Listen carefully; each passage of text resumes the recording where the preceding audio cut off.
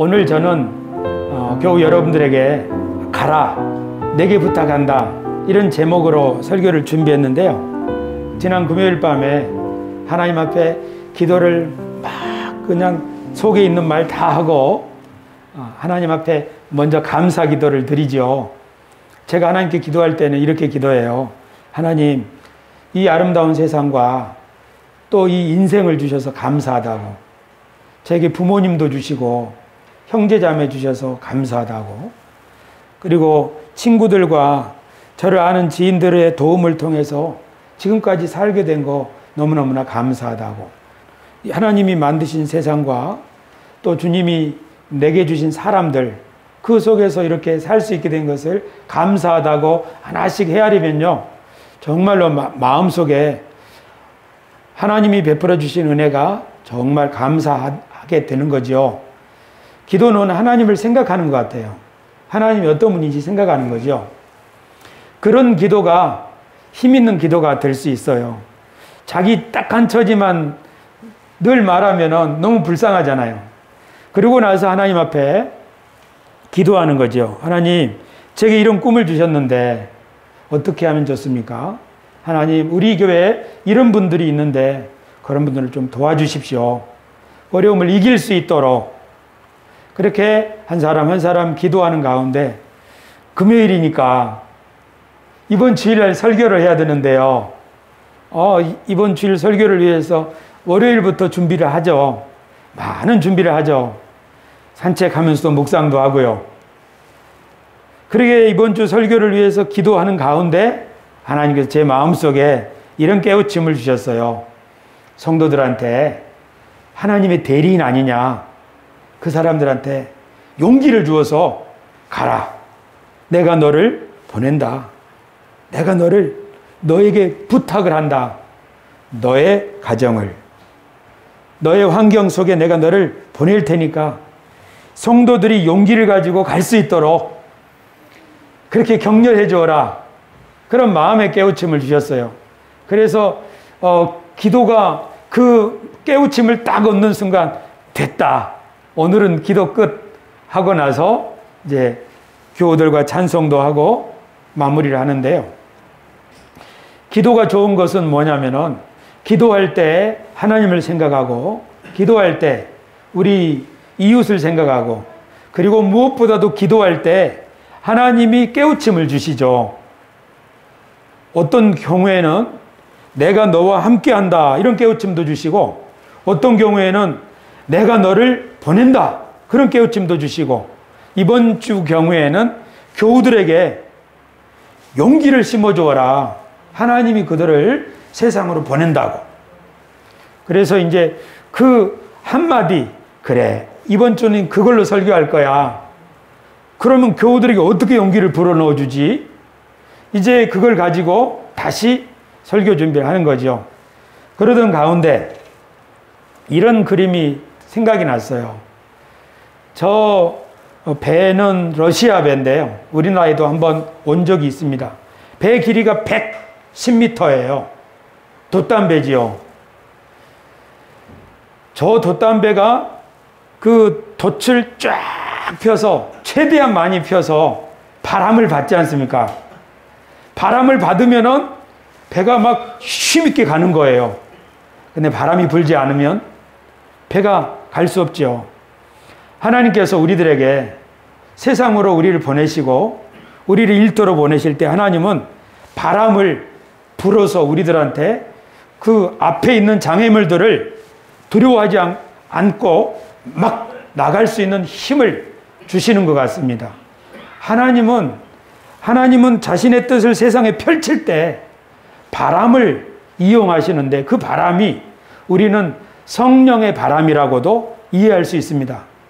그러니까 저 큰 배, 범선, 돛담배는 바람이 불어야 갈 수 있듯이 우리 인생에도 우리 인생의 힘, 추진력, 방향, 이런 것이 생기려면 위에서부터 부는 하나님의 바람, 그것이 필요한데, 오늘 이 설교를 통해서 우리 모두가 하나님의 주시는 그 바람을 쫙 믿음의 돛을 펴가지고 그 바람을 받을 수 있게 되기를 바랍니다. 교우 여러분, 하나님은 바람을 통해서 일하십니다. 하나님이 누군가를 세상으로 보내고 누군가에게 이 어떤 일을 맡기실 때 하나님께서는 반드시 처음에 그 사람에게 성령의 바람을 불어넣어 주시죠. 이 세상을 관리하라고 맡겼던 아담과 하와를 보십시오. 하나님이 생기의 바람을 그 코에 불어넣지 않습니까? 그렇죠. 하나님이 노아를 또 부르셔서 노아에게 새로운 땅을 맡기실 때 홍수가 온 땅에 물이 가득했을 때 어떻게 했습니까? 하나님이 노아와 그와 함께 방주에 있는 모든 들짐승과 가축을 기억하사 하나님이 바람을 땅 위에 불게 하심에 물이 줄어들었고, 그러니까 노아가 살 땅을 마련하기 위해서 하나님은 물을 바람으로 불어서 말리셨습니다. 하나님은 아브라함에게도 하늘에서 바람을 불어주셨는데요. 성경에 아브라함에게 바람을 불어주셨다는 얘기는 없죠. 아브라함과 사라 부부는 나이가 많은데도 자식이 없는 불임 부부였습니다. 그런데 하나님께서는 그들에게 너희 자손이 많아지고 그리고 그 너희 자손으로 말미암아 많은 사람들이 복을 받을 것이다. 그렇게 말씀을 하시면서 아브라함을 데리고 밤에 밖으로 가셨지요. 그리고 하늘을 보라. 하늘의 수많은 별들을 보여주시면서 내 자손이 이렇게 많을 것이다. 하나님은 아브라함에게 영감을 불어넣어 주셨습니다. 뭘 통해서요? 별을 보면서. 그때 아브라함의 마음속에, 아브라함의 상상 속에는 성령의 희망의 새바람이 그 마음에 불었으리라고 저는 믿습니다. 성령은 사람들에게 하늘로부터 바람을 불어서 그에게 마음속에 희망이 샘솟게 하지요. 물론 노아 시대 때는 물을 말리기도 했고요. 이스라엘 백성들이 애굽에서 나올 때는 홍해를 말리셨죠. 우리 같이 한번 본문에 읽어보십시다. 시작. 모세가 바다 위로 손을 내밀매 여호와께서 큰 동풍이 밤새도록 바닷물을 물러가게 하시니 물이 갈라져 바다가 마른 땅이 된지라. 아멘. 홍해의 기적 아닙니까? 하나님이 홍해를 가르실 때도 큰 바람, 동풍을 불게 하셨다는 사실을 우리가 생각해 보아야겠습니다. 왜 그런가요? 하나님이 그 백성을 살리기 위하여, 하나님이 그 백성에게 새로운 땅을 주기 위하여 일하실 때 바람을 사용하신다는 것을 저는 성경을 통해서 확인하고 싶습니다. 그뿐만 아니라 이스라엘 백성들이 포로 생활할 때 나라도 망하고 그렇게 희망이 없을 때 하나님은 에스겔에게 환상을 보여주셨죠. 이것은 해골이 많이 있는 골짜기인데요. 실제 골짜기가 아니라 환상 가운데 본 거예요. 하나님이 에스겔에게 이 뼈들이 살겠느냐? 에스겔이 뼈가 어떻게 살아요? 근데 그 환상 가운데 판타지로 보여주신 것은 하나님이 뼈들에게 말씀하시니까 뼈에 힘줄이 붙고 살이 돋아나고 가죽이 덮이더니 생기의 바람을 사방에서 불러 모으시고 이 사람들에게 들어가라 하니까 그 뼈가 사람으로 된 이들이 하나님의 생기의 바람을 맞고 큰 군대가 되었다는 환상을 에스겔은 보았습니다. 이것은 하나님이 이스라엘 백성들을 다시 한번 회복시키겠다고 하는 그런 예언적 메시지였습니다. 하나님께서는 그 백성들을 낮추기도 하시고 높이기도 하시는 분이죠. 지난 금요일 밤에 기도 후 우리가 성경을 읽었는데 시편 66편을 읽었습니다. 거기에 이런 말씀이 있더라고요. 하나님이 우리들을 때때로 연단하신다고요. 하나님이요 주께서 우리를 시험하시되 우리를 단련하시기를 은을 단련함 같이 하셨으며, 은을 단련한다는 것은 용광로 속에 넣어서 불순물을 제거하는 것이죠. 하나님이 때때로 그 백성들에게 이렇게 시험과 환난을 통해서 불순물을 제거하신다는 것을 시편은 말씀하고 있습니다. 우리를 끌어 그물에 걸리게 하시며 어려운 짐을 우리 허리에 메어 두셨으며 사람들이 우리 머리를 타고 가게 하셨나이다. 우리가 불과 물을 통과하였더니 주께서 우리를 끌어내사 풍부한 곳에 들이셨나이다. 그렇죠.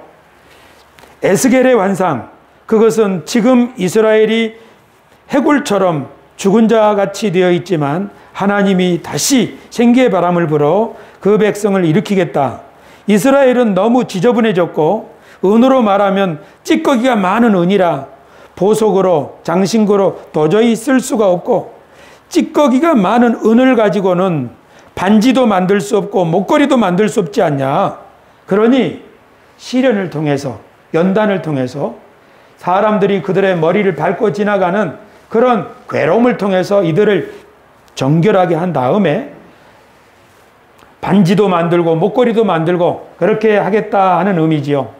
교회 여러분, 우리가 살아가는 삶 가운데 이런 어려움이 있는 이유 중에 한 가지는 어쩌면 우리들의 그런 불순물이 정결하게 되어서 하나님이 쓸만한 사람으로, 하나님이 우리를 반지로 만드시고 목걸이로 만들어서 사람들에게 비추게 할 그런 목적으로 우리를 단련하시는 것 아닌가. 우리 삶 가운데 있는 어려움이 그런 의미일 수도 있습니다. 저는 지금 하나님이 일하실 때 성령의 바람을 사용하신다는 것을 설명하고 있습니다. 사도행전 2장에서는 예수님의 제자들을 모여서 기도할 때 하늘로부터 성령이 임했죠. 그들에게 성령이 임한 까닭은 제자들이 예수 그리스도의 사명을 맡아서 온 세상에 복음을 전하고 복을 나눠줄 그런 임무를 감당해야 했기 때문에 그들에게 성령이 임한 거지요. 그런데 그 성령이 임할 때 사도행전 2장에도 바람이 나오죠. 급하고 강한 바람 같은 것이 그들의 앉은 집에 불었다고요. 하나님이 일하실 때, 하나님이 누군가를 보내실 때 먼저 그들에게 바람을, 성령의 바람을 불어서 그들의 심령에 믿음과 용기를 주신다는 걸 알 수 있는데요. 요한복음에서는 예수님께서 제자들에게 새로운 바람을 보여주셨습니다. 예수께서 또 이르시되 너희에게 평강이 있을지어다. 아버지께서 나를 보내신 것 같이 나도 너희를 보내노라. 이 말씀을 하시고 그들을 향하사 숨을 내쉬며 이르시되 성령을 받으라.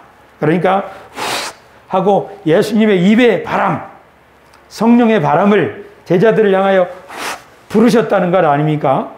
이것은 하나님께서 누군가를 보내실 때는 항상 이렇게 성령의 숨을 불어넣으신다는 것을 알 수 있습니다. 예수님이 부활하실 때에도 로마서 1장 3절을 보면 성령의 능력으로 죽은 자 가운데서 다시 살리셨다. 그러니까 자세히 기록되어 있지 않지만 예수님이 무덤에 묻히셨을 때 밖에 보초병들이 지키고 서 있겠죠.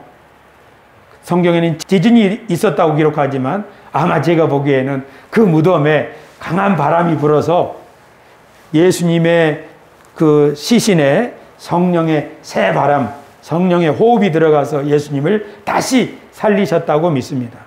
성령의 바람이 예수님께 들어가셨을 때 예수님은 부활하셨고 승천하시면서 하늘과 땅의 모든 권세를 내게 주셨다. 그렇게 말씀하셨죠. 이처럼 성령은 하나님의 사람들을 어떤 임무를 주어서 보내시기 전에 먼저 그 바람으로 그들에게 임하는데, 그들이 기도할 때 그들에게 임하고 그들이 하나님을 사모할 때 그들이 임하는데, 이 성령은 우리 순복음 교회 것만은 아닙니다. 제 페이스북 친구 목사가 있는데요, 이런 글을 올렸더라고요. 생명은 자신만으로는 완성되지 못하도록 만들어졌다. 좋은 생각이라고 하는 잡지 2020년 판에 그걸 보고 페이스북에 이런 글을 올린 거예요. 그러면서 생명의 특징은 다른 생명이 필요하다는 것입니다. 자기 말고 다른 생명이 필요해요. 꽃도 암술과 수술이 있지만 그것만으로도 충분하지 않아서 벌과 나비가 필요하고 바람이 필요하기도 합니다. 다른 생명과 어울리며 도움을 주고받지 않으면 생명은 곧 기운을 잃습니다. 포천에 목회하는 제 이 친구 목사는요, 요새 이 진리를 터득해서 살고 있는 것 같아요. 뭔가 하면 사람은 서로 도움을 주고받으면서 살 수 있다. 혼자는 시들어간다. 그래서 자꾸 은사 선생님도 만나러 가고 친구들도 만나고 소통하고 이렇게 하려고 열심히 노력을 하고 있는 것 같습니다. 그 말, 생명은 자신만으로는 완성되지 못하도록 만들어졌다. 제가 글을 읽고 댓글을 달았어요. 뭐라고 했냐면, 야, 그 일본 시인이 쓴 말, 성경 몇 장 몇 절이라고 해도 믿겠는데, 이렇게 댓글을 달았더니 친구가 답글을 또 달았어요. 뭐라고 달았냐면, 제가 정확하게 소개하기 위해서 원고를 좀 보겠습니다. 그러게 말이야, 하나님이 세상 사람들에게 고루 진리를 알려주시나 봐. 이게 그 친구의 답글이에요. 그래서 제가 또 한 번 답글을 달았어요.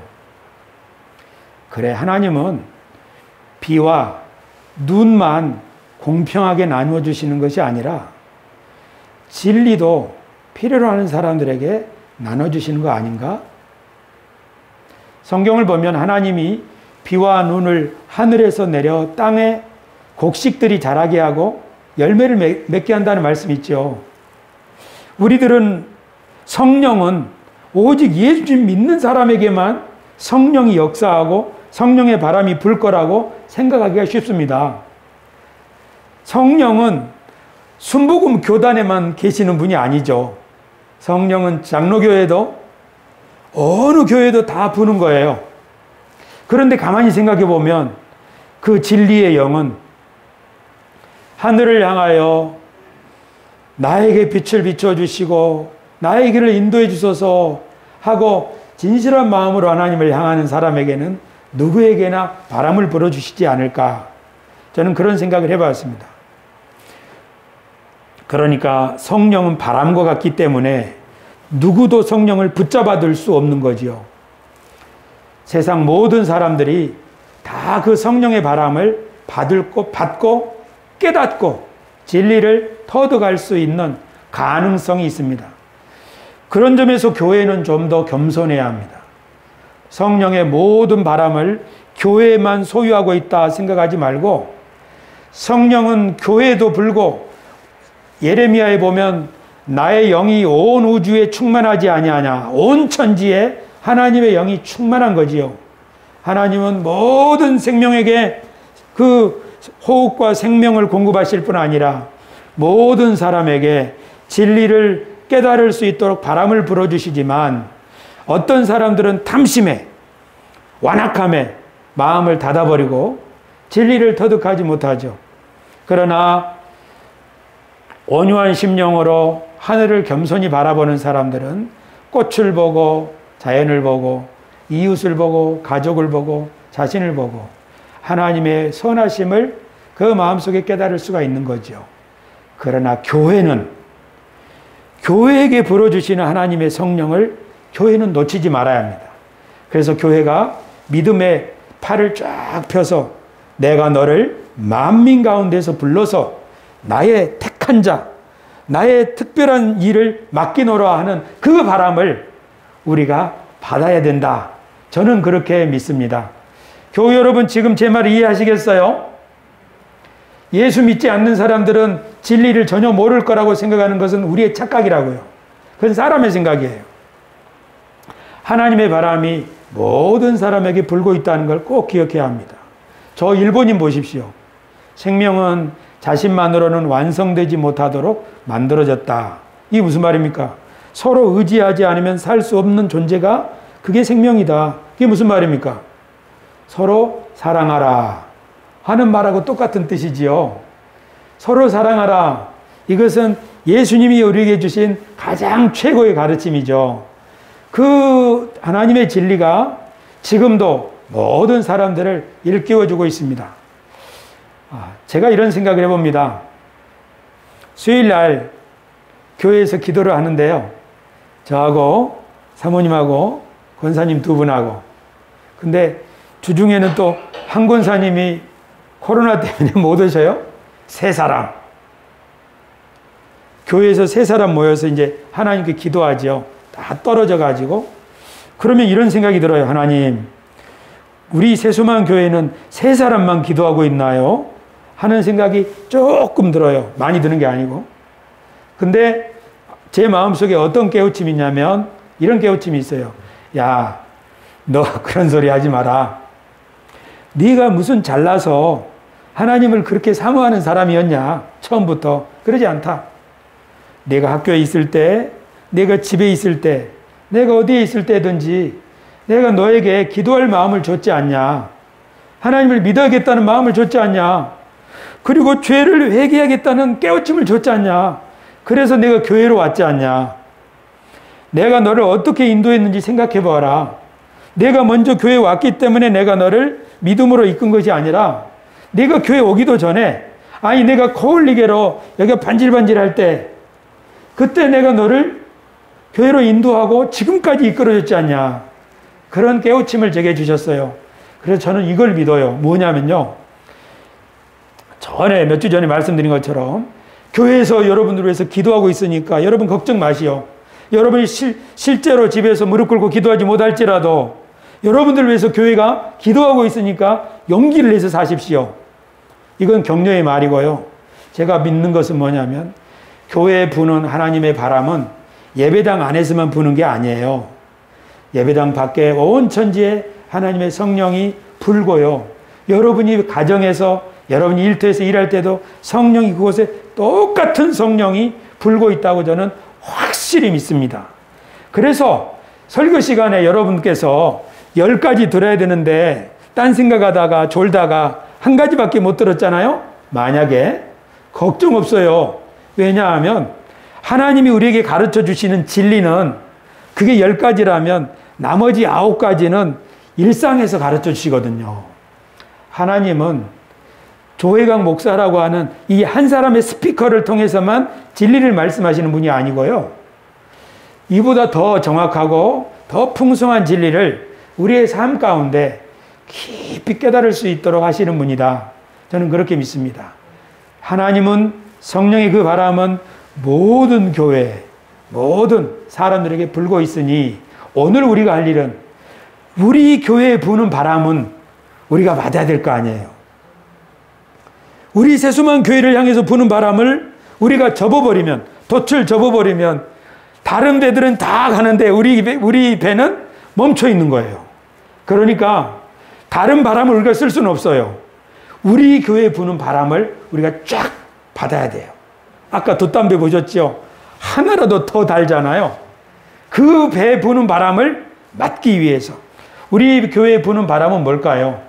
하나님이 우리 교회에 주시는 희망, 우리에게 주시는 메시지, 그런 거예요. 하나님이 이스라엘 백성들에게는 그들에게 맞는 바람을 불어주셨죠. 이스라엘 백성들의 언약을 하신 거예요. 하나님이 우리들에게 지금 성령으로 바람을 불고 계시다는 사실을 잊지 말고 우리들이 하나님의 대리인으로서 부름을 받았고 우리가 가는 곳에 하나님이 함께 하시고 일하실 것을 잊지 말라고 하나님은 언약을 맺으실 때마다 항상 표를 주시지요. 하나님이 노아와 언약을 맺으시고 이제 다시는 물로 세상을 심판하지 않겠다. 내가 새로운 세상을 너에게 맡기겠다 하고 노아와 언약을 맺으시고 그 언약의 표시로 무엇을 주셨죠? 무지개를 주셨죠. 하나님은 노아에게는 하늘의 무지개를 쫙 펴로 주셨어요. 아브라함에게 내가 너를 큰 민족의 조상으로 삼겠다. 언약을 맺으시고 아브라함에게는 무슨 표시를 주셨죠? 아브라함의 몸에 지워지지 않는 표시, 할례를 주셨죠. 그렇죠. 이스라엘 민족에게는 내가 너의 하나님이 되고 너는 나의 백성이 되어서 세상 모든 백성을 축복하는 제사장 나라가 되어라.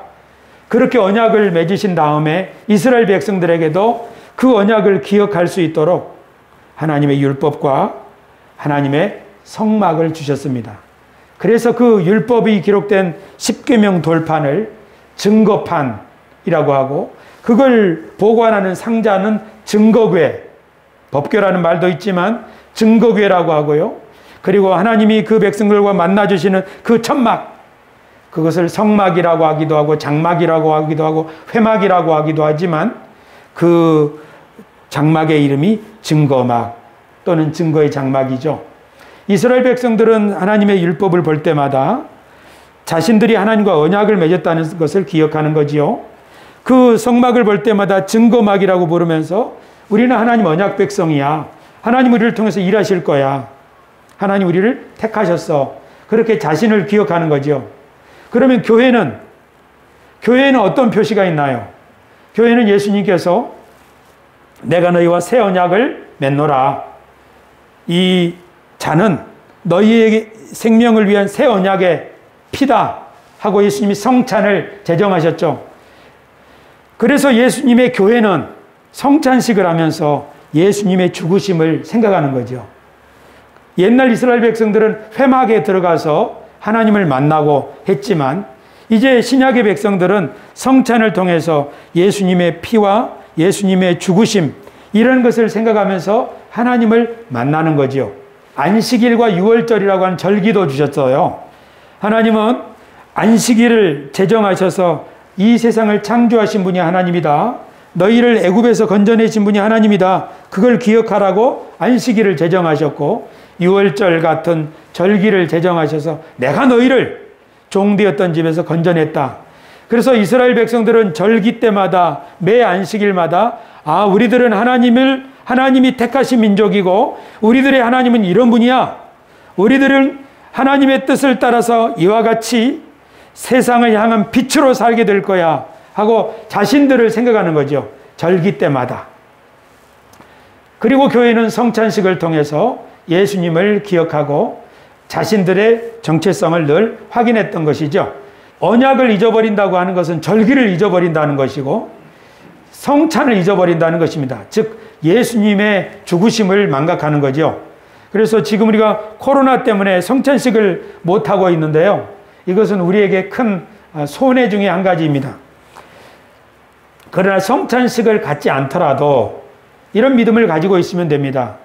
그러므로 형제들아 우리가 예수의 피를 힘입어 성소에 들어갈 담력을 얻었나니 그 길은 우리를 위하여 휘장 가운데로 열어놓으신 새로운 살 길이요 휘장은 곧 그의 육체니라. 또 하나님의 집 다스리는 큰 제사장이 계심에 우리가 마음의 뿌림을 받아 악한 양심으로부터 벗어나고 몸은 맑은 물로 씻음을 받았으니 참 마음과 온전한 믿음으로 하나님께 나아가자. 예수님의 죽으심이 우리를 깨끗게 한 그 거룩한 피가 되었으니 예수님의 죽으심으로 깨끗함을 받은 우리가 날마다 하나님 앞에 나아가자 하는 거죠. 예수님을 믿는 사람들은 이처럼 예수님의 죽으심을 기억하면서 하나님 앞에 나아갈 수 있습니다. 특별히 우리가 예수님의 죽으심을 언제 기억하는가? 베드로전서 3장을 보면 선한 양심을 가지라.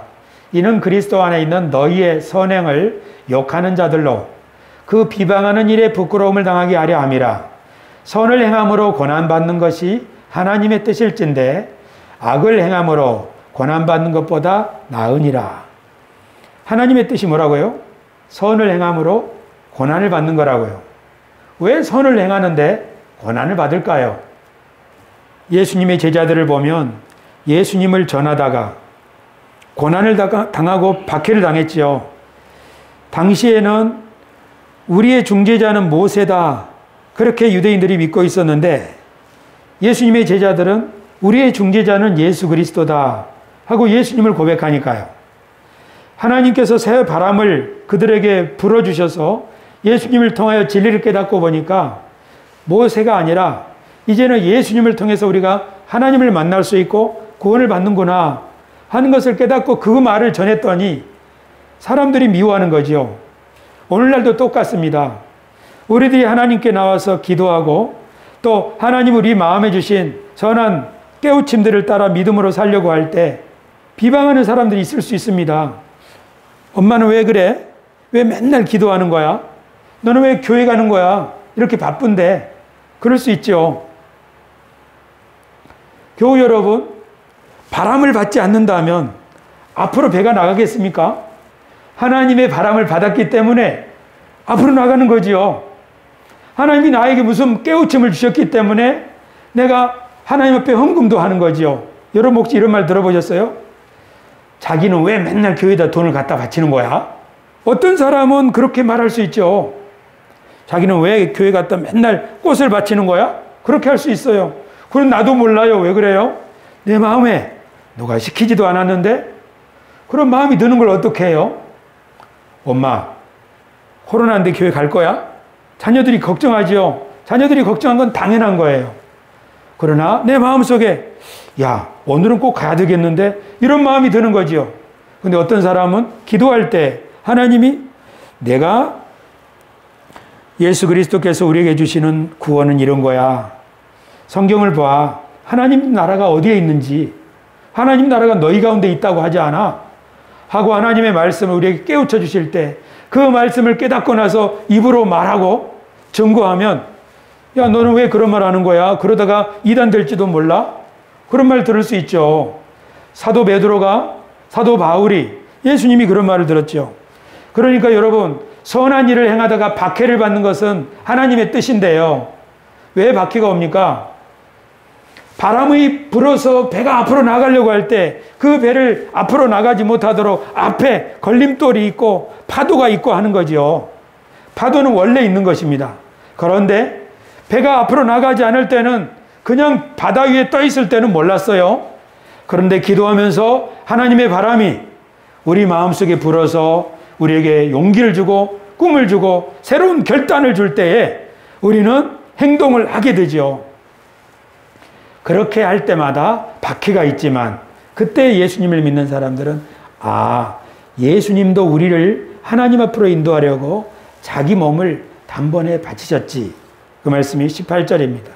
그리스도께서도 단번에 죄를 위하여 죽으사 의인으로서 불의한 자를 대신하셨으니 이는 우리를 하나님 앞으로 인도하려 하심이라. 육체로는 죽임을 당하시고 영으로는 살리심을 받으셨으니. 오늘 우리가 지금 필요한 것이 바로 이것입니다. 예수님의 죽으심을 언제 생각하나요? 우리가 선한 일을 행하다가 박해를 받을 때. 우리가 왜 선한 일을 하게 되나요? 하나님의 바람이 우리에게 불어오기 때문이죠. 하나님께서는 이처럼 우리들에게 바람을 불어주시면서 가라, 가라, 내가 너와 함께하겠다. 그렇게 말씀하십니다. 하나님은 바람을 불어서 우리 마음속에 소원을, 꿈을 가지게 하시죠. 교우 여러분, 저도 우리 세수만 교회에서 설교하면서 그 깨우친 말씀을 여기다 담았지요. 기독교인은 무엇을 믿는 걸까요? 짧지만 너무 중요한 말씀이라서 여러 사람들에게 나누다가 우리 교단의 총회장 목사님에게 줘야지 하고 총회에 참석했는데 전달할 기회를 얻지 못하고 제 책 한 권하고 편지를 써서 보내드렸어요. 많은 사람들에게 보내고 싶어요. 성동경찰서에도 이거 30권 보내드렸어요. 그곳에 있는 직원들과 또 민원 보러 오신 분들이 읽을 수 있도록. 하나님이 제 마음속에 주신 이 말씀. 그런데 때때로 저는 두려워요. 그거 맞는 거야? 이렇게 문제 제기하는 사람이 아무도 없지만 그런 문제 제기가 있을 것 같아요. 제가 수요일, 금요일 기도하면서 그런 생각을 했어요. 하나님이 우리들에게 기도하게 하시는 이유는 앞으로 시련이 다가오기 때문에 미리 준비하라는 뜻인가 보다. 교우 여러분, 저는 제가 싸워야 될 믿음의 싸움이 있습니다. 저는 목사로서 하나님의 말씀을 증거하고 오늘 우리에게 이 말씀이 무슨 의미가 있는가 하는 것을 늘 기도하면서 증거하는 거예요. 근데 여기에 용기가 필요해요. 어떤 용기가 필요한지 아세요? 제가 증거하고 있는 말씀 가운데는 하나님의 나라는 너희들 가운데 있느니라. 하나님의 나라는 성령 안에서 누리는 의와 평강과 희락이니라. 천국은 여기 있다 저기 있다 못하리니 하나님의 나라는 너희 가운데 있느니라. 너희 가운데서 귀신이 쫓겨나는 것을 보거든 하나님의 나라가 이미 너희 가운데 있느니라. 이렇게 성경은 여러 곳에서 하나님의 나라가 우리 가운데 있다고 말합니다. 아예 예수님은 기도 가운데 하나님의 나라가 너희 가운데 임하기를 기도하라. 하나님의 뜻이 너희 가운데서 땅에서 이루어지게 하라. 그것이 하나님의 나라다. 그래서 제가 깨닫고 보니까 구원이라고 하는 것은 우리들이 하나님께서 처음부터 우리를 만드실 때 계획하던 그 참 인간의 삶, 하나님을 사랑하고 이웃을 사랑하는 그 참 인간의 삶을 회복하고 살아가는 것이 구원이다. 이렇게 정의를 내리고, 하나님 나라는 우리가 죽어서 들어갈 저 영혼들의 세상이 아니라 하나님의 나라는 우리들이 이 땅에 살면서 예수님의 안에서 은혜 받고 주님의 말씀을 실천하고 그리고 그 기쁨을 감사하고 더불어 살아가는 삶, 그것이 하나님 나라다. 그리고 예수님이 마침내 다시 오실 때에도 이 세상을 바로 그런 세상으로 완벽하게 만들어 주실 것이다. 그러니 더 이상 우리가 죽어서 천국 가게 해주세요, 그런 기도하지 말고 하나님의 뜻이 나가 살아있는 이 땅에, 내가 살아있는 우리 집에 하나님의 뜻이 이루어지게 해주십시오, 그런 기도를 해야 이게 진짜 그리스도인의 기도지. 죽어서 천국 가고 지옥 가지 않으려면 예수님 믿어야 해, 이렇게 복음을 전하면 하나님을 위협하는 매우 옹졸한 분으로 만들기 쉽다, 이렇게 설교를 하는 거예요. 그러면 헷갈리죠. 예수님 믿는 이유가 뭡니까? 죽어서 천국 가기 위해서지요. 지옥 가지 않기 위해서 좀 믿어야 된다고 그렇게 배워왔지요. 저도 어린 시절부터 그렇게 배워왔어요. 그런데 지난 7년 동안 세수만 교회에서 하나님의 말씀을 진지하게 연구한 결과, 아, 주님의 뜻이 그게 아니로구나. 죽어서 지옥 가고 천국 가고 그 얘기를 한다면은 사람들에게 우리가 할 수 있는 것은 너 죽으면 지옥 갈래, 천국 갈래, 이 소리밖에 못 하는 거죠. 천국 가려면 예수님 믿어야 해. 이게 예수님의 복음을 전하는 거예요? 그게 아니에요. 예수님의 복음을 어떻게 전하는 거예요? 예수님처럼 따라하는 거예요. 예수님은 어떻게 하셨나요? 예수님은 가난한 자들의 친구가 되셨죠. 소외된 사람들과 함께 어울려 주셨죠. 그리고 거짓말하는 사람들한테는 대항하셨죠. 왜 그렇게 하셨나요? 거짓말, 그것은 이 세상을 망가뜨리는 거예요. 정치인이 거짓말하고 사장이 거짓말하면 수많은 사람들의 폐가 망가져요. 거짓말은 세상을 망가뜨리는 가장 큰 적입니다. 그래서 진실하고 그리고 따뜻하게 사는 것, 그것이 하나님의 최고의 뜻이지요. 여기에 있어요. 하나님의 가장 큰 계명, 최고의 계명은 무엇입니까? 여기에 있어요. 이게 복음이죠. 그러나 상식을 가진 사람들, 하나님을 믿는 사람들은 제가 이런 글을 쓰고 나눌 때 좋아요, 맞아요, 옳아요 하지만 어떤 사람들은 조혜강 목사 이상한 것 같아. 천국이 있다는 거야, 없다는 거야? 지옥이 있다는 거야, 없다는 거야? 그런 말 할 수도 있어요. 솔직히 말해서.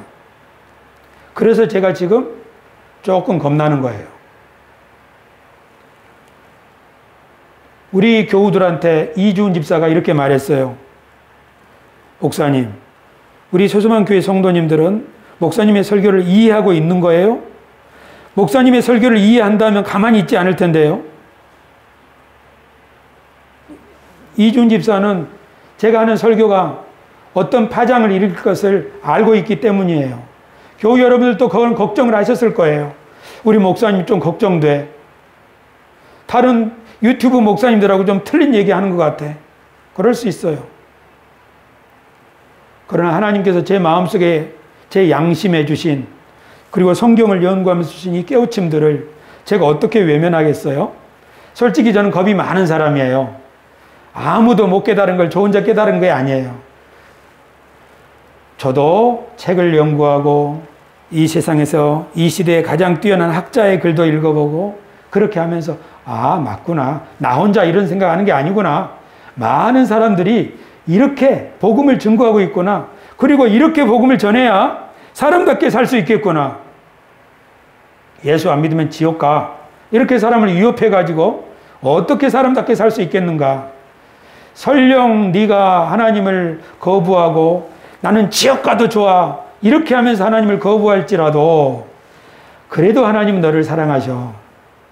왜? 네가 아직 잘 몰라서 그런 것뿐이야.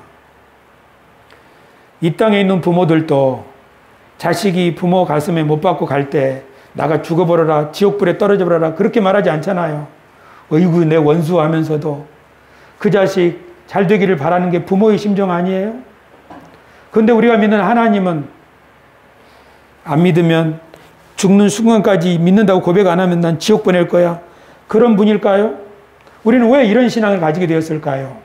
이런 것들이 제가 사람답게 사는 신앙인이 되기 위하여 세수만 교회에서 말씀을 연구 가르치면서 깨달은 거예요. 그러나 이것을 안 깨달았으면 어렸을 때 들은 그대로 전했겠죠. 그러나 이걸 깨닫고 성령의 바람을 뒤에 받고 보니까 그래, 내가 할 일이 있구나 하고 여기도 보내고 저기도 보내고 그래, 할 일이 있구나. 이것을 한 장짜리로 만들어서 우리 이 지역 사람들에게 나눠야겠다. 그런 힘이 동기부여가 생기는 거죠. 하나님이 이런 사람한테 말씀하시는 거예요. 내가 너와 함께 하겠다. 아브라함아, 너 자식 없지만 걱정하지 마라. 내가 너와 함께 하겠다. 이삭아, 너 약하지만 이 아버지가 너한테 물려준 이 땅 떠나지 마라. 내가 너와 함께 하겠다. 야곱아, 너 형한테 쫓겨서 하란으로 달아나고 있지만 걱정하지 마라. 내가 너와 함께 하겠다. 20년 후에 다시 고향으로 돌아가려고 할 때 야곱아, 너 형 에서가 너를 죽일까 봐 두렵냐? 걱정하지 마라. 내가 너와 함께 하겠다. 하나님은 모세에게도 너 애굽으로 다시 돌아가서 파라오와 대적하기 겁나냐? 걱정하지 마라. 내가 너와 함께 하겠다. 하나님은 왜 이렇게 함께 하겠다고 용기를 북돋아 주실까요? 하나님이 그 사람 때 용기를 안 주면 그 사람이 두려워가지고 꼼짝 안 하기 때문이에요. 그 사람이 꼼짝 안 하면 어떻게 되나요? 하나님의 뜻이 이루어지지 않아요. 하나님은 이 세상을 통치하실 때 하나님 마음대로 하시는 것이 아니라 대리인을 통하여 통치하신다고요. 그러니까 여러분의 가정으로 말하면 여러분이 가정을 위해서 꼼짝 안 하면 가정은 천국이 될 수 없어요. 여러분들이 가정을 위해서 기도도 하고 하나님이 주신 마음으로 일어서야 가정의 변화가 일어나겠죠. 그래서 하나님께서 우리들에게 말씀하시는 거예요. 내가 너와 함께 하겠다. 걱정하지 마라. 하나님은 이처럼 성령의 바람을 받은 사람들에게 약속하셔요. 그래, 너에게 그런 꿈이 생겼지? 올바른 복음, 건강한 신앙, 건강한 교회를 세우고자 하는 꿈이 생겼지? 네가 교회를 표어를 짓기를 새 시대를 위한 하나님의 그루터기 교회 만들고 싶다고 했지? 좋아. 그렇다면 그거 할 수 있도록 내가 함께 해주겠다 하고 말씀하는 거죠. 사도 바울도 그런 일이 있었습니다. 사도 바울도 고린도에서 복음을 전할 때 이미 고린도에 오기 전에 마게도냐와 여러 지방에서 박해를 받았어요. 회당에서 복음을 전하다가 쫓겨나가고 돌에 맞아 죽을 뻔하기도 하고 여러 번 박해를 받았는데 고린도에 도착했을 때 고린도 회당에서도 사도 바울은 복음을 전하다가 쫓겨났는데 그 후에 유수도라고 하는 사람의 집에 들어가서 복음을 전했는데 그 상황을 사도행전 18장에 이렇게 기록하고 있습니다. 밤에 주께서 환상 가운데 바울에게 말씀하시되 두려워하지 말며 침묵하지 말고 말하라. 내가 너와 함께 있음에 어떤 사람도 너를 대적하여 해롭게 할 자가 없을 것이니 이는 이 성중에 내 백성이 많음이라 하시더라. 1년 6개월을 머물며 그들 가운데서 하나님의 말씀을 가르치니라. 하나님이 바울에게 내가 너와 함께 있음에 두려워하지 말고 침묵하지 말고 말하라 그러셨죠. 그래서 그 말씀하신 다음에 하나님이 또 이 성에 내 백성이 많다 그렇게 말씀하셨죠. 그런데 그 사람이 어디 있어요? 아직 몰라요. 하지만 사도 바울이 계속 거기서 복음을 전하면 그 복음의 말씀을 듣고 그 말씀을 받아들여서 나도 하나님의 경륜에 동참하고 싶습니다. 그렇게 반응하고 나올 사람들이 있을 거예요. 그러나 바울이 두려워해가지고 잠잠하고 여기는 틀렸어 하고 포기해버리면 고린도에 있는 하나님의 백성들이 구원받지 못하죠. 지금 우리들도 마찬가지예요. 제가 계속 기도하면서 전도지 만들겠다고 하나님 전도지 만들 수 있게 해달라고 왜 그런 줄 아세요? 이 동네에 이 상황심리 지하철을 왔다 갔다 하는 사람들 가운데에는 하나님의 백성이 있을 거예요. 근데 그들이 누군지는 몰라요. 하지만 언제 드러나게 될까요? 그 복음이 전파되면 그 사람 중에 누가 하나님의 백성인지가 드러나게 될 거예요. 그래서 하나님께서는 저를 계속적으로 이 꿈을 주시고 기도하게 하시는 거예요. 그리고 여러분들에게도 기도해 달라고 부탁하는 거예요. 이것은 저의 싸움입니다. 때가 되면 여러분들도 이 싸움에 함께 할 것입니다. 이 싸움 또는 이 거룩한 사업에 교우 여러분, 오늘 설교 제목은 가라 내게 부탁하노라. 가라 내게 부탁한다입니다. 하나님이 우리에게 부탁하시는 이유는 하나님 혼자 하실 수 있지만, 천사를 통해서 얼마든지 하실 수 있지만 하나님은 그런 분이 아니기 때문이죠.